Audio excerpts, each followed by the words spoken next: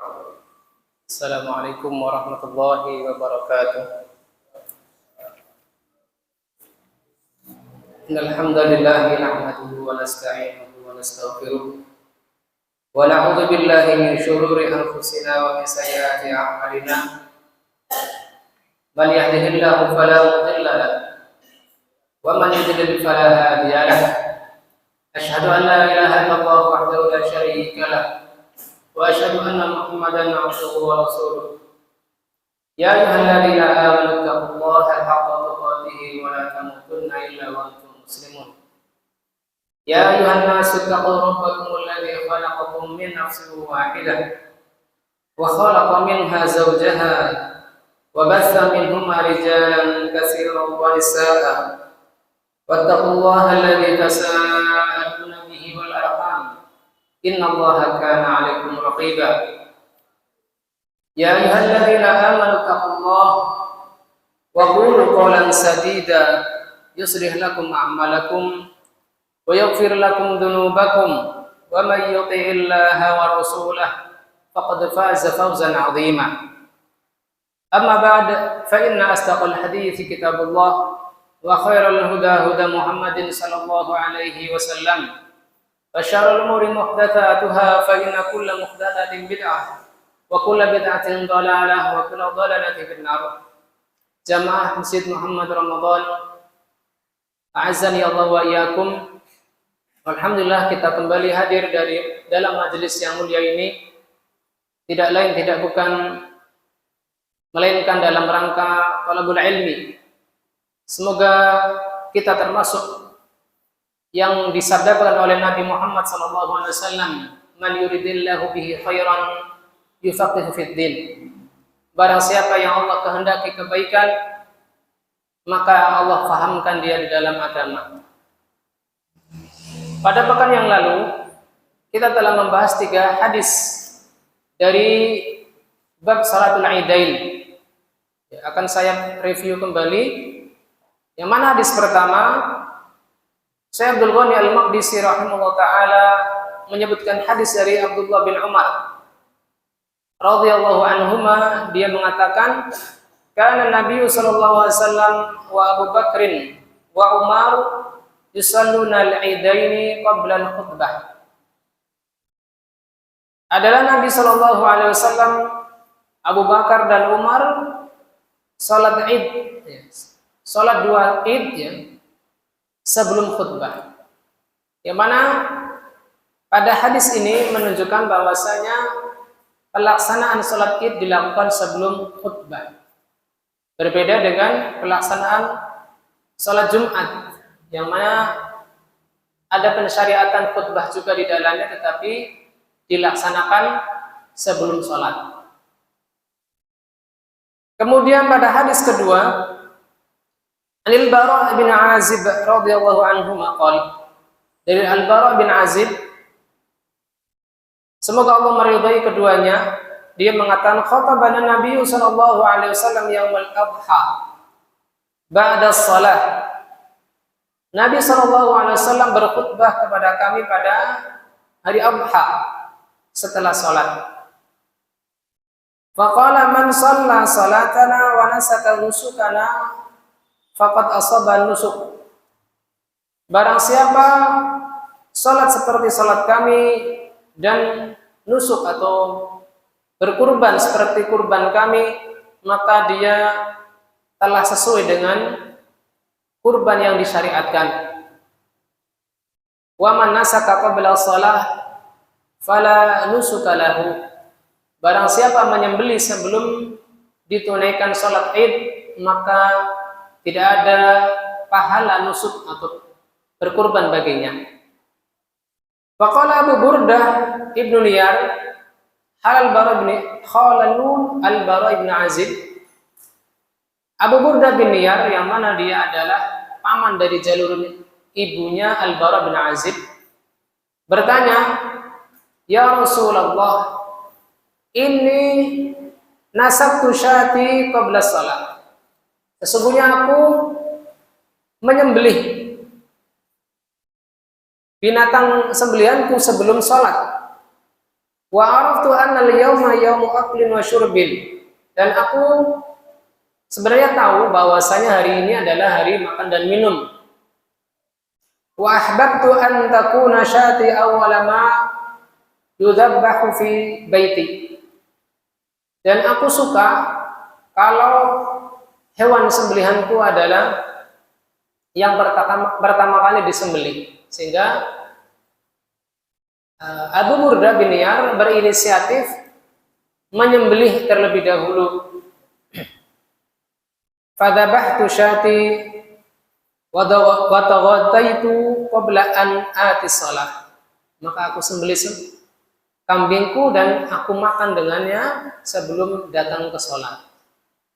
Qala, yaitu Rasulullah sallallahu alaihi wasallam bersabda, syatuka syatu lahmin. Kambingmu adalah kambing daging saja, ya, tidak ada nilai kurban di dalamnya. Karena apa? Disembelih sebelum salat Id. Qala ya Rasulullah, fa inna indana anaqan wa hiya ahabbu ilayya min syatain. Wahai Rasulullah, sesungguhnya aku memiliki anak. Anak itu adalah kambing yang berumur kurang dari 1 tahun. Wahia habbu ilayya min syatain, dan saya lebih menyukai kambing tersebut daripada ditukar dengan 2 kambing. Apa tujzi anni? Apakah ini sah bagiku bila disembelih kembali? Maka Rasulullah menjawab, na'am, walan tujziya an ahadin ba'dak. Ya, tetapi tidak akan sah setelahmu, ya, dari seorang pun. Yang mana hari ini pada hadis kedua ini secara singkat menjelaskan bahwasanya kurban itu dilaksanakan setelah salat Id. Dan pembolehan Nabi Shallallahu Alaihi Wasallam kepada Abu Burda bin Niyar ini bukan menunjukkan kebolehan berkurban dari binatang yang kurang dari 1 tahun untuk seluruh kaum muslimin, karena ini hanya dikhususkan kepada Abu Burda bin Niyar. Kemudian hadis ketiga, An Jundub ibnu Abdillah al-Bajali radhiyallahu anhuma, dari Jundub bin Abdullah al-Bajali, semoga Allah meridhai keduanya, beliau mengatakan, salat Rasulullah sallallahu alaihi wasallam yauman nahr, summa khataba summa dzabaha. Rasulullah sallallahu alaihi wasallam salat pada hari nahar, yaitu pada tanggal 10 Dzulhijjah, lalu berkhutbah dan lalu menyembelih. Lalu beliau bersabda, man dzabaha qabla an yusalliya falyadbah ukhra makanaha. Barang siapa menyembelih sebelum ditunaikan salat, maka hendaknya menyembelih kembali dengan yang lain sebagai penggantinya.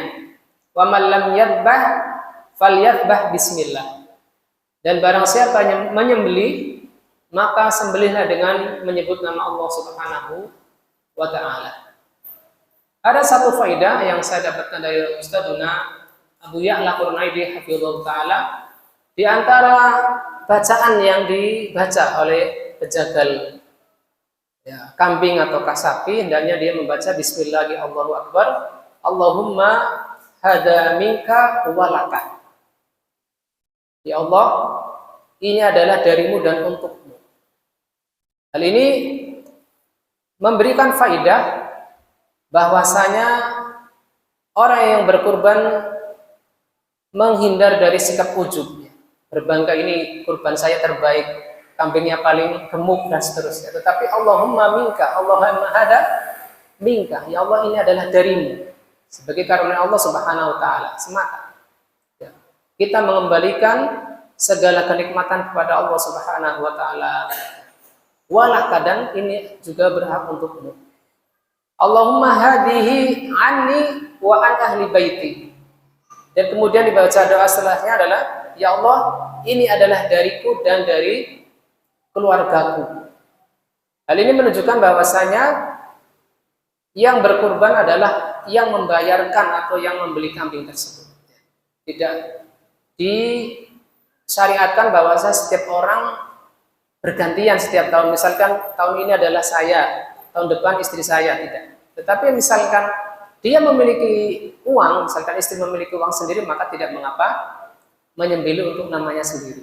Tetapi apabila yang memiliki uang atau harta adalah kepala keluarga, maka cukup diwakilkan oleh kepala keluarga. Tidak perlu bergantian, tahun depannya lagi anaknya, tahun depannya lagi adiknya, dan seterusnya.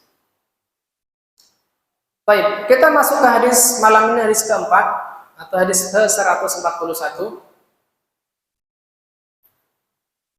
Al-mu'allif rahimahullah ta'ala, Syekh Abdul Ghani Al-Maqdisi rahimahullah ta'ala, an Jabir radhiyallahu an, dari Jabir bin Abdullah, semoga Allah meridainya. Beliau mengatakan, syahidu ma'a Rasulillah sallallahu alaihi wasallam yaumul Id. Aku menyaksikan bersama Rasulullah pada hari Id. Fa bada'a bis salati qabla al-khutbah bila adzanin wala iqamatin. Beliau memulai dengan salat tanpa adanya, sebelum khutbah, tanpa adzan dan iqamat. Yang mana pada pekan yang lalu juga disebutkan wala qaulu as-salatu jami'ah. As-salatu jami'ah juga tidak disyariatkan kecuali pada salat khusuf atau istisqa kalau tidak salah. Jadi tidak ada qiyas ke arah salat Id. Wallahu a'lam bishawab.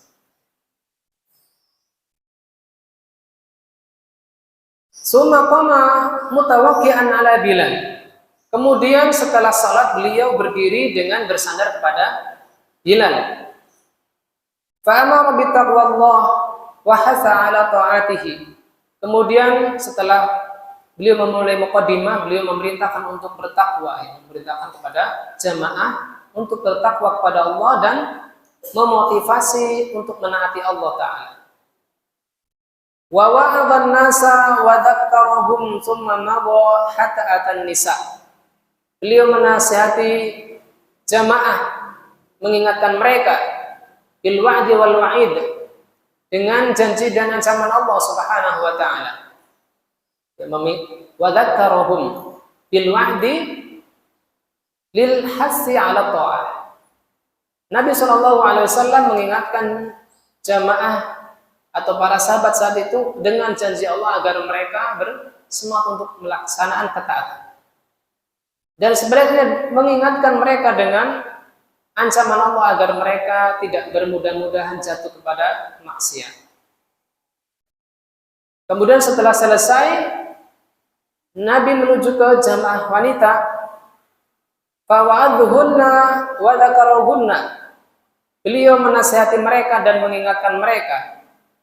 Lalu bersabda, faqala ya ma'asyaran nisa, wahai sekalian wanita, tasaddaqna fa inna kunna aktsaru hatabi jahannam.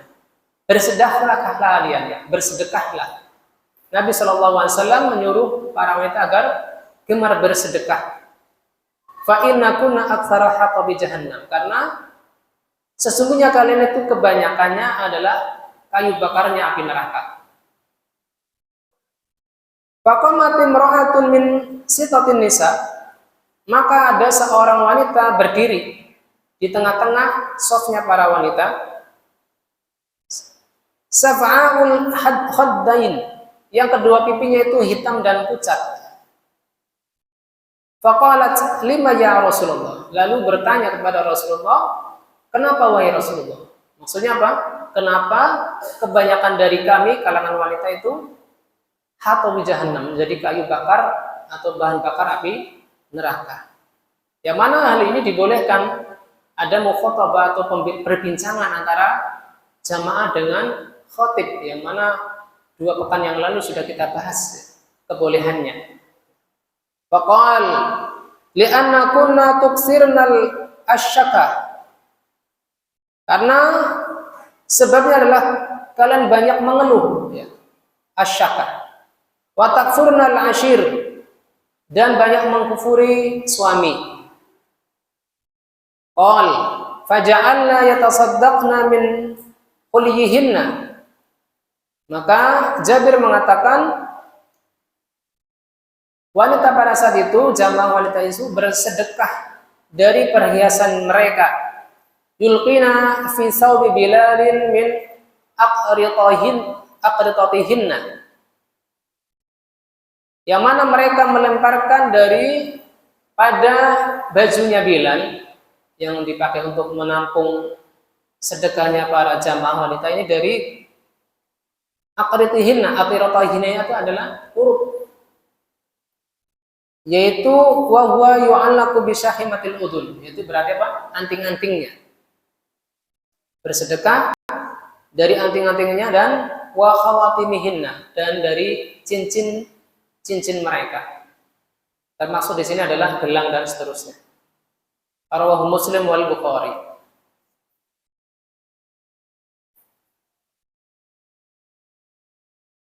Makna umum dari hadis ini kita lewatkan dari Qoribul Hadis karena sudah saya jelaskan sedikit maknanya. Salam Nabi sallallahu alaihi wasallam bi ashabihi salatul Eid ila adanin laha wa la iqamah. Nabi sallallahu alaihi wasallam salat beserta para sahabatnya salat Id, termasuk salat Idul Adha, tanpa adzan dan tanpa iqamah. Falamma faragha min as-salati khatabahum. Tatkala beliau sallallahu alaihi wasallam selesai dari salat, maka beliau berkhutbah kepada mereka. Fa'amarum bi taqwallah bi'fil awamir wajtinabin nawahi. Rasulullah sallallahu alaihi wasallam memerintahkan kepada mereka agar bertakwa kepada Allah dengan melaksanakan berbagai perintah dan menjauhi berbagai larangan. Waluzumi ta'atillahi fi sirri wal alaniyah, dan komitmen untuk senantiasa taat kepada Allah baik dalam kesendirian dan bersama orang lain. Wa an yatadhakkaru wa'dallahi wa wa'idah, dan agar mereka ingat kepada Allah dengan janji dan ancamannya. Liyata'awu birraghbah war-raghbah, agar mereka dapat mengambil pelajaran. Liyata'adzu birraghbah, mengambil pelajaran dengan penuh harap dan takut. Walikauni nisa'i fi ma'zilin 'anil rijal, dan karena kondisi wanita saat itu jauh dari para laki-laki, bihaitsu la yasma'na al-khutbah, yang mana mereka tidak mendengarkan suara khutbah. Wa kana harisan 'alal kabiri was-shaghir, dan Nabi sallallahu alaihi wasallam semangat untuk memberi manfaat baik kepada yang tuanya maupun yang mudanya. Ra'ufan bihim musyaffiqan alaihim, rasa kasih sayang Nabi kepada mereka. Ittajaha ila nisa'i wa ma'ahu Bilal, maka Nabi sallallahu alaihi wasallam menuju kepada jamaah wanita dan beliau bersama Bilal. Fa ba'adahunna wa dzakarahunna wa khassahunna bi ziyadatil mau'izah. Maka Nabi sallallahu alaihi wasallam mulai menasihati mereka, mengingatkan mereka dan mengkhususkan mereka dengan tambahan nasihat. Wa bayyana lahunna annahunna aktsara lin-nar, dan mulai menjelaskan bahwasanya kebanyakan para wanita adalah penduduk neraka. Kebanyakan wanita adalah menjadi calon penduduk neraka. Wa anna tariqan najatihinna minha as-shadaqah, dan di antara metode agar mereka selamat dari ancaman neraka adalah bersedekah. Li'annaha tudfi'u ghadabar rabbi, karena dengan sedekah akan memadamkan kemurkaan Allah Subhanahu wa ta'ala. Faqamat imra'atun jalisatan fi wastihinna, maka berdirilah seorang wanita yang mana dia duduk di tengah-tengah saf perempuan dan bertanya kepada Nabi Shallallahu Alaihi Wasallam tentang sebab mengapa kebanyakan wanita menjadi penduduk neraka. Liyatadarakunna dzalika bitarkihi, agar mereka tahu akan sebab tersebut dan bisa menjauhinya. Maka seakan-akan Nabi Shallallahu Alaihi Wasallam menjawab, li'annakunna tuksirna syakah wal kalamil makruh, Karena kebanyakan dari kalian banyak mengeluh dan berucap dengan ucapan-ucapan yang dibenci Allah Ta'ala. Wa tajahadna al-khairal katsira idza qasra 'alaikunna al-muslimi marratan wahidah. Dan kalian banyak menyangkal kebaikan, banyak kebaikan yang diberikan suami bila sesekali dia tidak menunaikan haknya untuk istrinya. Banyak mengkufuri kebaikan suami. Wala makana nisa'u sahaba radhiyallahu anhum sabaqatin ilal khair, ya tatkala para wanita sahabiyah yang mana mereka adalah orang-orang yang berlomba-lomba dalam kebaikan, wa ilal ibti'adi amma yaghdabullah akhadna yatasaddaqna bihulihinna allati fi aidihinna. Dan demi menghindari kemurkaan Allah Subhanahu wa taala, maka mereka mulai bersedekah dengan perhiasan-perhiasan mereka yang ada pada tangan mereka dan pada telinga-telinga mereka, berupa cincin atau gelang dan kurut, yaitu anting-anting. Yulqina dzalika fi hijri Bilal. Mereka lemparkan di hijri Bilal, itu di pangkuannya Bilal. Mahabbatan fi ridwanillahi wa ibtigha'a ma 'indah. Karena kecintaan mereka kepada keridhaan Allah Subhanahu wa taala dan mengharapkan apa yang di sisi Allah Subhanahu wa taala. Beberapa faedah dari hadis keempat ini. Yang pertama adalah al-bada'atu bi salatil 'idi qabla al-khutbah. Disyariatkannya memulai salat sebelum khutbah pada hari Id. Dan ini sudah berlalu penjelasannya. Memulai salat Id sebelum khutbah. Yang kedua, annahu laisa li salatil Id adzanun wala iqamah. Pada salat Id tidak terdapat adzan dan iqamah. Dan ini insyaallah mafhum. Sudah banyak dipahami oleh masyarakat. Hanya saja mungkin beberapa orang-orang tersamar apakah di situ ada salat tahiyatul masjid atau tidak. Yang mana sebagian salat Id dilaksanakan di masjid. Maka jawabannya apabila salat Id-nya dilakukan di masjid, ya tentu ada tahiyatul masjid. Tapi apabila dilaksanakan di musalla atau lapangan, maka tidak ada tahiyatul musalla. Tidak ada tahiyatul musalla. Jadi salat dulu sebelum duduk. Ini tidak bisa syariatkan. Tetapi jamaah langsung duduk di shafnya masing-masing.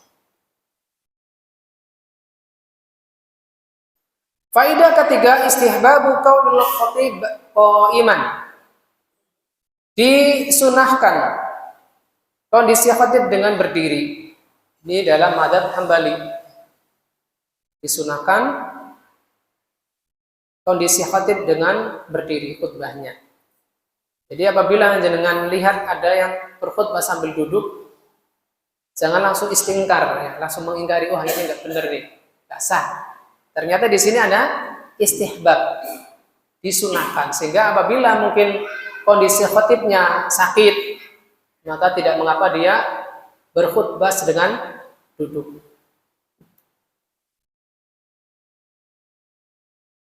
Faidah keempat, an yahmura al-khatibu bi taqwallahi ta'ala. Hendaknya khatib itu memerintahkan hadirin saat itu atau jamaah dengan takwa kepada Allah Subhanahu wa taala sebagai pesan terpenting. Allati hiya jima'u fi'lil awamir wa tarkun nawahi mujmalan.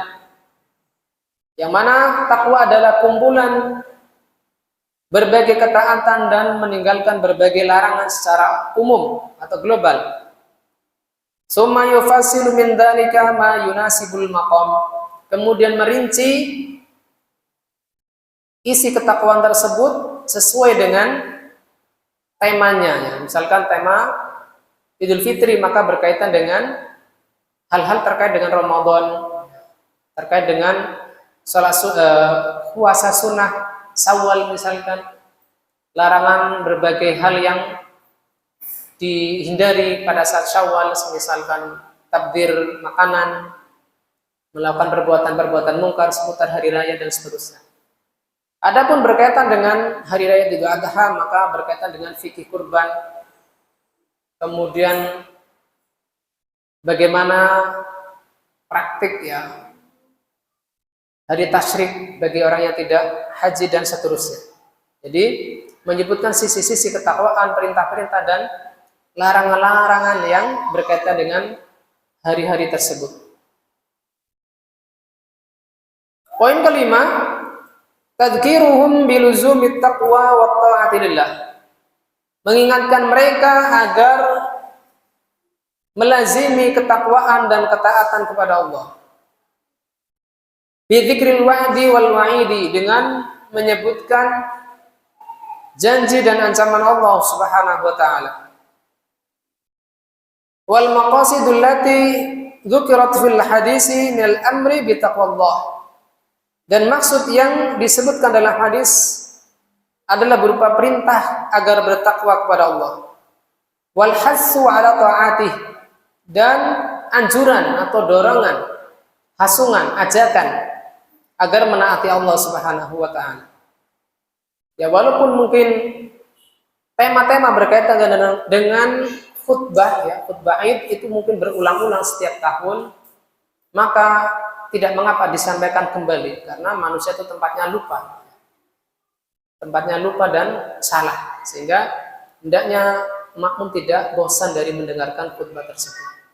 Ini bukti bahwasanya kita tawadhu kepada kebenaran dan mengakui atau iktirafnya kita kepada kelemahan diri kita masing-masing.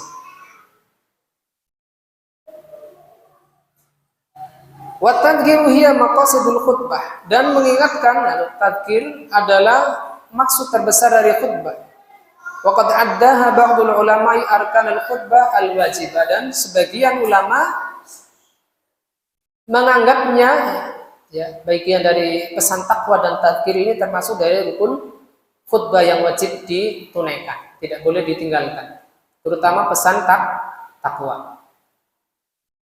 Walaupun lafalnya singkat, tetapi tidak boleh lewat. Usikum wa nafsi bi taqwallah faqad fazal muttaqun, faqad qala ta'ala ya ayyuhalladzina amanu taqullaha, dan seterusnya. Itu adalah mungkin tidak sampai setengah menit, tetapi kalau lewat mungkin sebagian masyarakat menganggap ini khutbahnya batal, sehingga seorang khatib tidak boleh melewatkan lafal-lafal tersebut. Kemudian faidah ke-6 atau pelajaran ke-6, ifradun nisa bi mawidhah, menyendirikan jamaah wanita dengan nasihat yang terpisah. Idza kunna ba'idatin la yasma'nal al-wa'dhu la yasma'al al-wa'dhu aw kunna muhtajatin litadhkirin yakhussuhunna, atau mereka butuh kepada nasihat yang dikhususkan bagi mereka. Kalau pada masa Nabi SAW, karena tidak ada pengeras suara, maka beliau langsung menuju ke dekat jamaah wanita. Adapun sekarang, karena sudah menggunakan pengeras suara, maka cukup ditambahkan di akhir khutbah dengan perintah atau anjuran kepada mereka agar banyak-banyak bersedekah. Sehingga untuk saat ini karena sudah ada pengeras suara, maka tidak perlu datang secara khusus ke dekat shaf perempuan. Kalau speakernya atau mukabir soundnya adalah bagus, tapi kalau pengeras suaranya juga ada masalah, resak-resak, banyak putus-putus, maka tidak mengapa khatib mengkhususkan untuk memberi mau'idhah kepada jamaah wanita dengan mendekat kepada mereka. Kemudian faidah ke-7, anna nisaa kunna yakhrujna ila salatil Id fi ahdin Nabi sallallahu alaihi wasallam. Bahwasanya dahulu wanita mereka keluar kepada salat Id pada zaman Nabi sallallahu alaihi wasallam. Yang mana pada salat yang 5 waktu mereka dianjurkan untuk salat di rumah mereka masing-masing. Tetapi pada salat Id ada perintah dari Nabi SAW agar mereka keluar menuju kepadanya. Ini menunjukkan bahwasanya salat ini sangat dianjurkan bagi para wanita untuk ikut serta mendatanginya atau menghadirinya.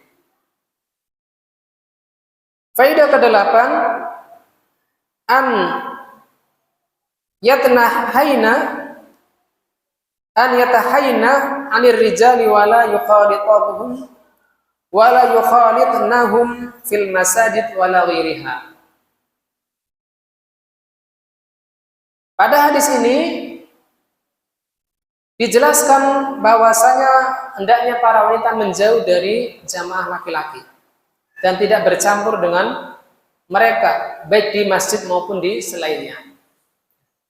Baik di masjid maupun di selainnya, dalam hal ini adalah konteksnya adalah musola atau tanah lapang, sehingga tidak selayaknya bagi para jamaah salat berdampingan dengan anak istri mereka di sampingnya. Ya, untuk sementara untuk jamaah wanita bergabung dengan para jamaah wanita dan jamaah laki-laki bergabung dengan jamaah laki-laki, tidak ngumpul dengan satu keluarga sebagaimana sebagian tempat hal ini kita saksikan. Tetapi hendaknya bersabar sebenarnya. Kemudian faidah ke-9, qaulun nisa aktsarun nasi dukhulan fin nari bisababi syakwahunna wa bisababi kufrihinna ni'mal azwaj wal muhsinina ilaihinna. Kondisi para wanita yang mana mereka kebanyakan menjadi penduduk neraka, masuk ke neraka dengan sebab banyak mengeluh. Seburuk apapun kondisi laki-lakinya, kondisi suaminya, maka jangan banyak dikeluhkan, apalagi di medsos, di story WA. Hendaknya bersabar kepada Allah Subhanahu wa taala. Jadikan kekurangan suami sebagai ladang pahala kita, ladang pahala para istri agar lebih mendekat kepada Allah Subhanahu wa taala. Semoga mereka yang diberi ujian dengan kekurangan pada suami-suami mereka diberi kesabaran yang lebih oleh Allah Subhanahu wa taala. Kemudian faedah ke-10, annal kalam al-fahish wa kufrun ni'am sababun fi dukhulin nar.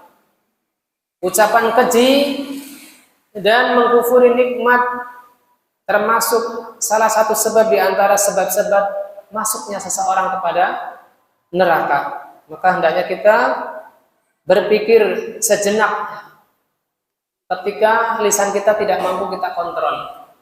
Tetapi hendaknya kita menjaga lisan kita apabila kita sedang marah. Dan syariat Islam memberikan ajaran agar kita bisa mengontrol lisan-lisan kita. Misalkan sedang berdiri hendaknya dia duduk, ketika panas badannya hendaknya dia berwudu dan seterusnya. Baik, sampai faedah ke-10 kita dengarkan adzan terlebih dahulu. Wassallallahu ala nabiyyina Muhammadin wa ala alihi wa sahbihi wasallam. Wa akhiru da'wana alhamdulillahirabbil alamin. Wassalamu ala Rasulillah wa ala alihi wa sahbihi wa man walah. Asyhadu an la ilaha illallah wahdahu la syarikalah wa asyhadu anna Muhammadan abduhu wa rasuluhu amma ba'd. Sebelum kita mulai pada sesi setelah adzan Isya, saya persilakan mungkin sejenak beberapa tanya jawab, kurang lebih ada 2 pertanyaan. Saya persilakan apabila ada hal yang ingin ditanyakan berkaitan dengan materi atau di luar materi. Info.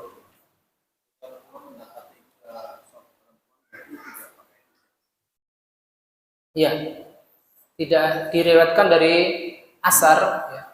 Sepanjang yang saya tahu bahwa saya pada masa Nabi itu ada hijab. Jadi sebatas mereka dijauhkan shafnya dari jamaah laki-laki, sehingga keluar sabda Nabi Shallallahu Alaihi Wasallam bahwasanya khairu sufufir rijal awaluhunna wa dan sebaliknya yang paling buruknya adalah yang asa'uhunna akhiruhun.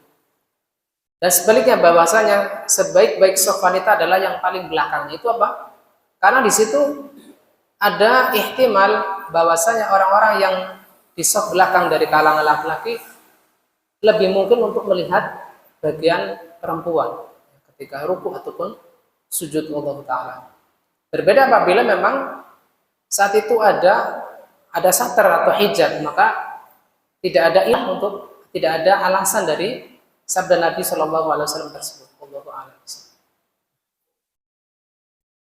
Ada lagi? Oke, Pak Kapolri.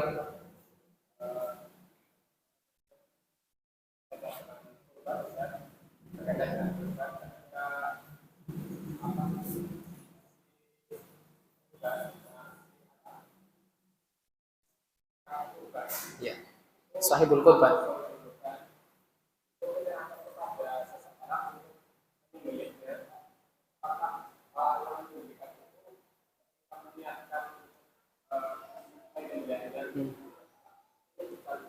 Namanya, ya, ya.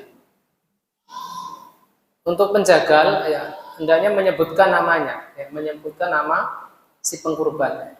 Sebagaimana hal ini yang saya saksikan dalam 2 kali musim kurban di kampus, ya. Seperti itu yang dipraktikkan oleh para asatid dari kalangan para dosen. Jadi menyebutkan ini kurbannya siapa, dan ini disebutkan misalnya Allahumma hadza an fulan, disebutkan secara jahr, Allah taala alam. Sapi berarti ya disebutkan di awal, misalkan patungannya siapa dan seterusnya. Dibaca boleh, nggak apa-apa, harus dihafal. Kalau dihafal nanti salah lafal. Ya. Kita lanjutkan, ya, ada 2 pertanyaan cukup. Ya. Faidah ke-11, anna shadaqata min asbabin najati min adabillahi ta'ala. Bahwasanya sedekah termasuk diantara sebab-sebab keselamatan dari adab Allah Subhanahu wa ta'ala, terutama sedekah yang diniatkan ikhlas kepada Allah Subhanahu wa ta'ala. Ya, ikhlas itu bukan muradif atau padan kata dengan rela, ya. Kalau kita kan kadang-kadang saya ikhlas kok, maksudnya mereka menganggap rela, padahal ikhlas itu niatkan untuk Allah Subhanahu wa ta'ala, bukan sama dengan rela. Kalau rela mungkin ya beda lagi maknanya dalam syariat. Faidah ke-12, mukhatabatun nisa'is sahabah lin Nabi sallallahu alaihi wasallam fima yuhimmuna amrahu. Ya. Mukhatabah yaitu perbincangan nisa dengan Nabi sallallahu alaihi wasallam pada apa-apa yang penting bagi mereka.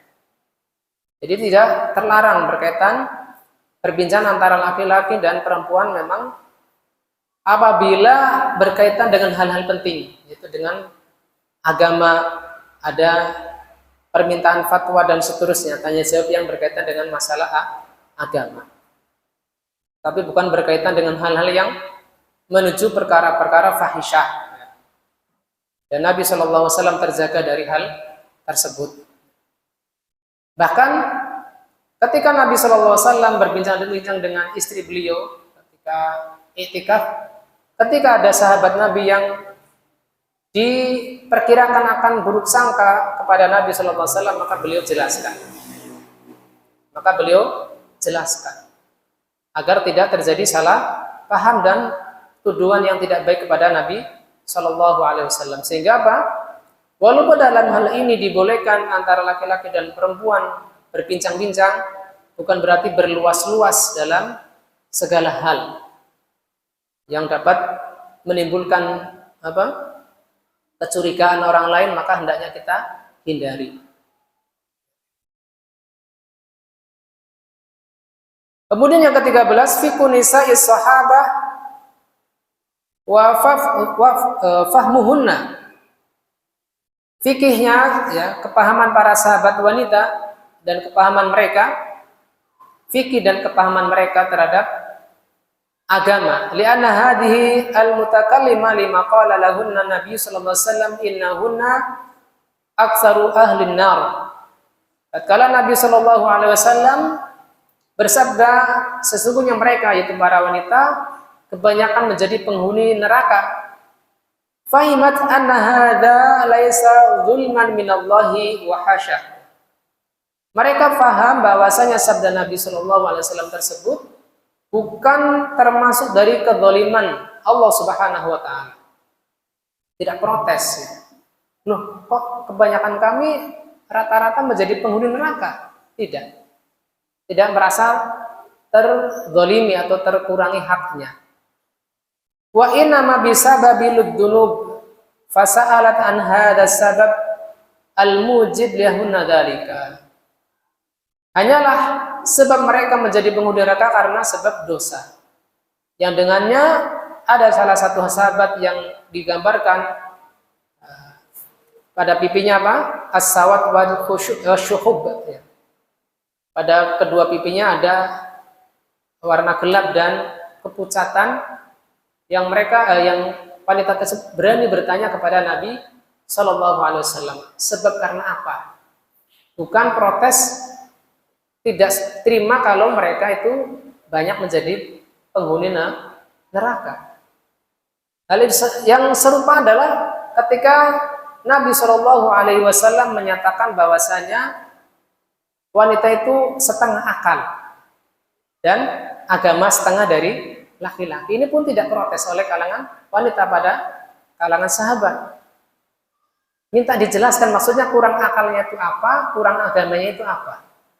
Bukan ujuk-ujuk tidak terima. Loh, kami kan ada yang cerdas, kami kan dan demikian dengan berbagai alasan seperti yang kita dengar saat ini dari kalangan-kalangan apa? Para wanita-wanita karir. Yaitu Nabi Shallallahu Alaihi Wasallam menjelaskan kurang akalnya adalah apa? Persaksian mereka adalah setengah persaksian laki-laki, dan kurang agamanya adalah ketika mereka tertimpa haid dan nifas, mereka tidak disyariatkan sholat dan puasa. Mereka begitulah ya takdimnya mereka dengan agama Allah Subhanahu Wa Taala. Kemudian yang ke-14,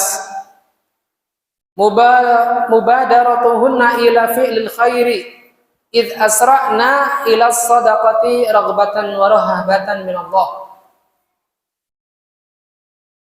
Hadis ini menunjukkan berlomba-lombanya para sahabiah untuk melakukan kebaikan, yang mana mereka sangat cepat dalam bersedekah. Ketika dianjurkan untuk bersedekah, tidak pikir panjang, langsung dilepaskanlah gelang-gelang dan anting-anting mereka. Tidak pikir panjang, pulang dulu nanti ngobrol sama suami dulu, tidak. Langsung dilepas. Faidah ke-15, annal mar'ata rasyidah tatasaddaqu min maliha bighairi idzni zawjiha. Wanita yang cerdas itu bersedekah dari hartanya, bukan dari harta suaminya, tapi dari hartanya. Bighairi idzni zawjiha, tanpa harus perlu izin kepada suaminya. Berbeda kalau memang itu adalah harta suaminya, ya, maka perlu izin dulu. Wa huwa qaulu jumhuril ulama, dan inilah pendapatnya mayoritas ulama. Apabila wanita tersebut memiliki harta sendiri, entah itu dari perniagaan di pasar, atau pemberian orang tuanya, atau pemberian kakak laki-lakinya, maka tidak mengapa dia bersedekah langsung tanpa meminta izin suaminya. Berbeda apabila harta tersebut adalah harta suaminya. Kemudian yang ke-16, ukhidha minhu jawazu saqbil udhun lil mar'ah. Diambil dari hadis ini bolehnya melubangi telinga bagi perempuan. Ya, karena tadi disebutkan apa? Kurut. Ya, kurut itu adalah perhiasan khusus yang ditaruh di telinga. Hadis kelima pada bab ini dari Ummu Atiyah Nusaybah al-Ansari, yaitu Nusaybah binti Al-Haris. Ada lagi Nusaybah binti Al-Ka'ab, binti Ka'ab. Maka ini bukan beliau, tetapi Nusaybah binti Al-Haris. Semoga Allah meridainya. Beliau mengatakan amarana, yakni Nabi sallallahu alaihi wasallam, Nabi memerintahkan kepada kami an nukhrija fil idaini al awatiq wa dawatil khudur. Beliau memerintahkan kepada kami agar kami mengeluarkan pada salat Id al-awatiq, yaitu wanita-wanita gadis yang baru masuk usia baligh, ya, usia 15-an tahun, atau mungkin balighnya perempuan usia berapa?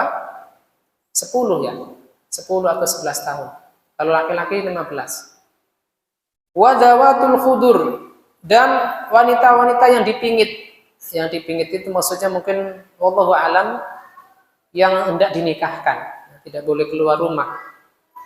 Itu di situ disebutkan dawatul khudur adalah wa huwa janibun minal bait yaj'alu alaihi satra atau sutra yakunu lil jariyatil bikr, sisi rumah yang ada hijabnya, yang ada kain penutup yang ditempati khusus untuk wanita-wanita gadis, ya, hendaknya wallahu alam mungkin dengan maksud tidak dinikahkan sehingga tidak dibolehkan sembarangan keluar rumah. Wa amara al-khuyat an ya'tazilna musallal muslimin, dan memerintahkan wanita-wanita haid agar menjauh dari tempat salatnya kaum muslimin. Ya, mereka juga diperintahkan hadir tetapi tidak membaringi orang-orang yang ada di tempat salat. Pada lafaz yang lain, kunna nu'maru an nakhruja yaumal id. Kami dahulu diperintahkan agar keluar pada hari Id hatta nukhrijal bikra min khidriha. Sampai kami diperintahkan untuk mengeluarkan gadis-gadis dari pingitannya. Wa hatta nukhrijal khuyyat. Sampai kami diperintahkan untuk mengeluarkan wanita-wanita haid. Fayukabbirna bitakbirihim wa yad'una bidu'aihim. Kami bertakbir sebagaimana takbir kaum laki-laki, berdoa sebagaimana doa mereka, yarjuna barakata dzalikal yaum wa tuhratah, dan mengharapkan keberkahan hari tersebut dan kesuciannya. Kesuciannya maksudnya at-tuhra ay khusudut tathhir dzunub fihi, ya. Sampainya atau diperolehnya kesucian dari dosa pada hari tersebut, karena sebab menghadiri salat Id. Makna global dari hadis ini, kata Syekh Al-Bassam rahimahullah taala, hari Id, hari Idul Fitri dan Idul Adha termasuk di antara hari-hari yang penuh keberkahan, ya, penuh keutamaan. Allati yadhharu fiha syiarul Islam wa tatajalla ukhuwatul muslimin fi ijtima'ihim wa tarasihim, yang nampak padanya syiar-syiar Islam dan tampak ukhuwah Islamiyah dengan berkumpulnya mereka dan kebersamaan mereka. Kullu ahli baladin yaltamuna fi sa'idin wahidin, setiap penduduk sebuah negeri berkumpul pada tempat yang sama.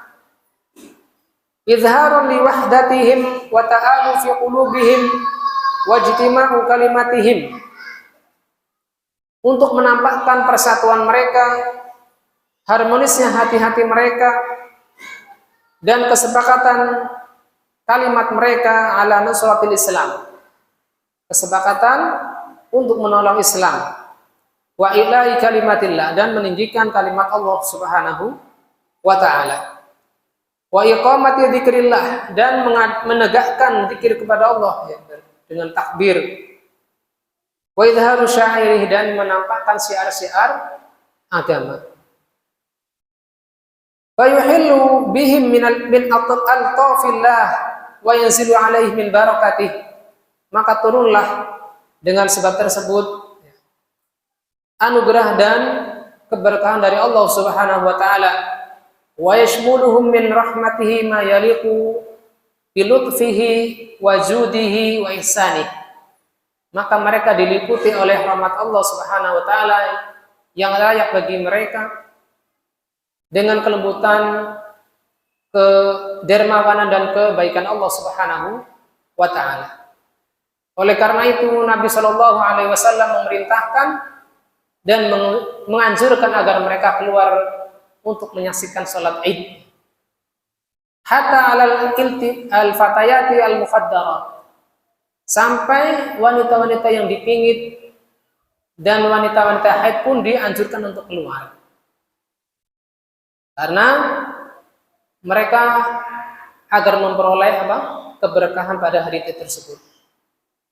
Dengan catatan wanita yang haid ini dijauhkan posisinya dari orang-orang yang sholat, agar menyaksikan kebaikan dan dakwah kaum muslimin. Fayalna min khairi dzalikal masyhad, dan mendapatkan kebaikan pada pemandangan tersebut. Wa yusibihinna min barakatihi ma hunna fi amasi al-hajah ilaihi min rahmatillahi wa ridwani. Dan agar mereka memperoleh rahmat dan keridhaan Allah Subhanahu wa taala. Kemudian Syekh Al-Ubassah menyebutkan ikhtilaf ulama terkait dengan salat Id. Yang pertama disebutkan dari Imam Ahmad bahwasanya salat Id adalah fardu kifayah. Yang mana fardu kifayah adalah idza qama biha man yakfi saqatat 'anil baqin. Apabila sebagian orang yang sudah menunaikan salat Id, maka yang lain adalah gugur kewajibannya. Ini pendapat pertama. Adapun Imam Malik, Imam Syafi'i, dan yang masyhur dari kalangan murid-murid Imam Syafi'i menyatakan pendapat bahwasanya salat Id adalah sunnah muakkad, sunnah yang sangat dianjurkan. Dan pendapat ketiga adalah pendapatnya Abu Hanifah dan salah satu dari pendapat Imam Ahmad yang lain, dan inilah yang dipilih oleh Syekhul Islam Ibnu Taimiyah bahwasanya salat Id adalah fardu ain. Fardu ain adalah fardu yang tidak dapat diwakilkan oleh sejumlah kaum muslimin. Setiap individu kaum muslimin yang saat itu tidak berhalangan hendaknya keluar untuk ikut serta salat Id. Alasan dari pendapat ketiga adalah berdasarkan firman Allah, "Fashalli li rabbika wanhar." Maka salatlah li rabbika, untuk Rabbmu, dan sembelihlah. Kemudian dalam ayat yang lain, qad aflaha man tazakka wa dzakara asma rabbih fasalla. Sungguh beruntung orang yang menyucikan hati. Dia ingat dengan nama Allah kemudian dia salat. Yang mana pada sebagian ahli tafsir menafsirkan wa dzakara asma rabbih fasalla, salat ini adalah salat Id. Begitu pula fashalli li rabbika wanhar. Ditafsirkan perintah tersebut adalah perintah salat Id. Wa ali amri bi khuruji al-awatiq wal muqaddarat, dan karena perintah Nabi sallallahu alaihi wasallam wa an nukhrija di sini, agar mereka mengeluarkan orang-orang yang masih gadis dan dipinggitan, hatta al-khuyat, yaitu wanita-wanita haid, maka ini menunjukkan bahwasanya perintah salat kita adalah wajib. Wal amru fi kulli hadhil adillah yaqtadil wujud. Jadi ini yang dipilih oleh Syekh Al-Ubassah rahimahullah taala karena kuatnya dalil-dalil tersebut. Adapun hadis bahwasanya ada orang Badui yang bertanya kepada Nabi, salat apa saja yang diwajibkan? Maka Nabi SAW menjelaskan hanya 5 waktu. Maka jawabannya adalah itu terkait dengan salat harian, yang tidak terkait dengan waktu-waktu insidental. Adapun waktu-waktu yang lain, ya, dalam sepekan ada salat Jumat, itu tidak disebutkan dalam sabda Nabi tersebut, salat 5 waktu. Kemudian dalam salat-salat yang lain yang berisi perintah dari Nabi SAW, maka ini menunjukkan salat yang wajib tidak sebatas dengan salat 5 waktu. Termasuk di dalamnya adalah salat Id. Faedah dari hadis ini, hadis ke-5, yang pertama adalah wujubu salatil Id hatta 'alan nisa'i fi dhahiril hadis. Wajibnya salat Id sampai juga termasuk para wanita. Yang mana pada umumnya salat 5 waktu ini tidak disyariatkan untuk didatangi oleh wanita. tetapi dalam salat Id bahkan diperintahkan untuk keluar sampai orang-orang yang masih terkena haid ataupun nifas. Ala syarti alla yakhrujna mutabarrijat, dengan syarat mereka keluar tidak bersolek, tidak berdandan, muta'attirat, dan tidak pula memakai minyak wangi, li wurudin nahyi an dzalik, karena terdapat larangan bagi wanita keluar rumah dengan berdandan dan memakai minyak wangi. Wala'allahu mustahabun fi haqqihinna, walaupun dalam sebagian kondisi memakai minyak wangi atau bersolek ini adalah hak wanita, terutama di depan suaminya. Wa yakuna amruhunna min babil haddi ala fi'lil khair, dan perintah agar mereka keluar agar tidak bersolek dan tidak menggunakan minyak wangi, maka ini adalah anjuran terhadap mengerjakan kebaikan, yaitu menyaksikan sholat Id dan khutbahnya. Faidah kedua, wujub ijtinabil haid al masjidah li alla talusahu. Wajib bagi wanita yang haid agar menjauhi masjid agar tidak mengotorinya. Ini ilahnya ya. Alasan kenapa wanita haid ini dilarang untuk memasuki masjid adalah karena agar tidak mengotori masjid dengan darahnya. Faidah ketiga, anna musallal Id lahu hukmul masajid. Bahwasanya musalla, tempat salat Id di lapangan atau di tanah lapang, memiliki hukum yang sama dengan masjid, yaitu apa? Tidak boleh dilewati atau tidak boleh didekati oleh wanita-wanita yang terkena haid dan nifas. Walaupun tadi di awal sudah saya jelaskan bahwasanya walaupun memiliki hukum masjid, bukan berarti disyariatkan sholat tahiyatul musholla. Faidah keempat, annal haidha ghairu mamnu'atin minad du'ati wa dzikrillahi ta'ala. Wanita haid tidak terlarang dari berdoa dan berzikir kepada Allah. Tidak terlarang dari berdoa dan berzikir kepada Allah Subhanahu wa taala. Bahkan apabila doa tersebut diambil dari lafal-lafal Al-Qur'an, maka tidak mengapa, karena niatnya bukan untuk qiraah, bukan niat untuk membaca Al-Qur'an. Misalkan Rabbana la tuzigh qulubana ba'da idh hadaitana wa hab lana min ladunka rahmah innaka antal wahhab. Maka ini tidak mengapa. Atau inna lillahi wa inna ilaihi raji'un, ini juga termasuk satu lafal di antara lafal-lafal ayat Al-Qur'an. Bila niatnya untuk berzikir, maka tidak mengapa diucapkan. Faidah kelima, fadlu yaumil Id, keutamaan hari Id, wa kaunuhum marjuwan li ijabati du'a, yang mana lebih diharapkan pada hari tersebut diijabahnya doa. Wasima'un nida minal aliyil a'la, dan didengarkannya nida, panggilan kepada Allah Subhanahu wa taala dalam berdoa ketika seorang hamba berdoa kepada Allah Subhanahu wa taala.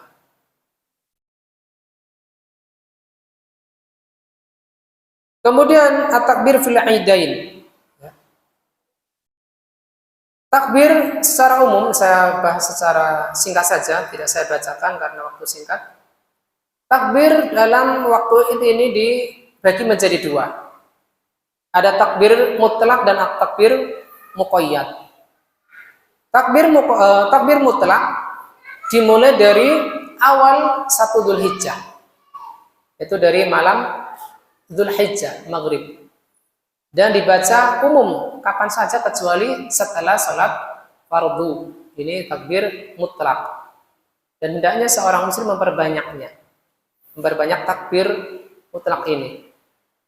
Ada pada takbir muqayyad, takbir yang dikaitkan dengan selesai dari sholat 5 waktu adalah ketika dimulai dari tanggal 9 Dzulhijjah, ketika hari Arafah, dimulai dari setelah subuh. dimulai dari setelah subuh. Dan kedua takbir tersebut selesai, takbir mutlak ataupun takbir muqayyad, semuanya selesai setelah hari tasyrik, yaitu tanggal 13 menurut pendapat yang masyhur. Karena di sana ada yang mengatakan bahwasanya hari tasyrik berakhir tanggal 12. Sebagaimana saya dengarkan dari Syekh Mansur Saqab hafizahullah taala. Ini takbir mutlak dan takbir muqayyad. Adapun lafalnya sependek yang saya amati ada 3 lafal. Yang pertama adalah dengan 2 takbir, yaitu Allahu Akbar, la ilaha illallah, Allahu Akbar walillahil hamd. Dua. Di sela tadi la ilaha illallah, Allahu Akbar. Lafal kedua adalah 3. Allahu Akbar, la ilaha illallah, Allahu Akbar, walillahil hamd. 3. Adapun jenis ketiga adalah 3-2, dan ini yang masyhur di Indonesia. Allahu Akbar, la ilaha illallah, Allahu Akbar walillahil hamd. Jadi 3-2. Ada 3 jenis. 2, 3, 2. Ini secara singkat saja. Ini takbir fil idain. Adapun masail yang terakhir, takbir inda al-umuril muhimmah. Ini menunjukkan bahwasanya Syekh Al-Bassam menjelaskan bahwasanya Allah Subhanahu wa taala mensyariatkan takbir dalam berbagai kondisi, menunjukkan wa hadza kulluhu yubayyin anna takbira masyru'un fil mawadhi'il kibar al-kasrah al-jam'i. Disyariatkan takbir ketika hari Id, kemudian pada salat 5 waktu dan berbagai kondisi yang kita paham, termasuk ketika Nabi SAW menghancurkan Khaybar, Allahu Akbar kharabat Khaybar. Khaybar telah hancur. Ini menunjukkan disyariatkan ketika dalam kondisi-kondisi besar kita disyariatkan untuk bertakbir. Auli azamatil fi'il, atau agungnya suatu perbuatan, auli quwwatil hal, atau kondisi yang kuat. Aw nahwi dzalika minal umuril kabira. Liyubayyinu anna Allah akbar, untuk menjelaskan bahwasanya Allah adalah Maha Agung. Wa tastauli kibriya'uhu 'alal qulub, dan kesombongan Allah itu menguasai hati-hati manusia. Fayakunu dinu kulluhu lillah, dan agama Islam ini seluruhnya milik Allah Subhanahu wa taala. Fayakunul ibadu lahu mukabbirin fayasulu lahum al-maqsudan, dan para hamba ini memiliki tempat-tempat untuk bertakbir, dan ini memiliki 2 maksud.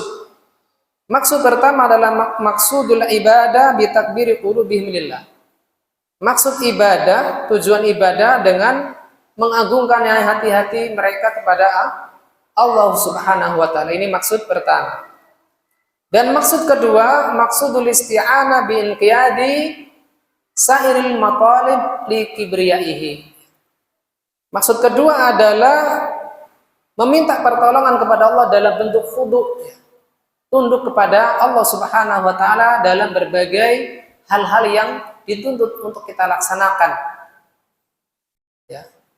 atas kekibriyaan Allah Subhanahu wa taala, kesombongan Allah Subhanahu wa taala. Dan inilah sifat Allah Subhanahu wa taala yang tidak sama dengan sifat makhluk.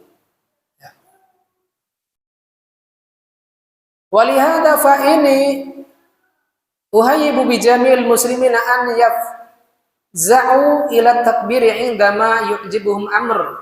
Dan saya motivasi kaum muslimin agar mereka membiasakan takbir ketika terkagum dengan suatu hal. Fahada sunnatu nabiyihim wa laisa at-tasfiq. Dan inilah sunnah Nabi mereka, sunnah Nabi Muhammad SAW, dan bukan bertepuk tangan ketika kagum dengan suatu hal. Alladzi ja'ana min a'da'ina al-musta'mirin.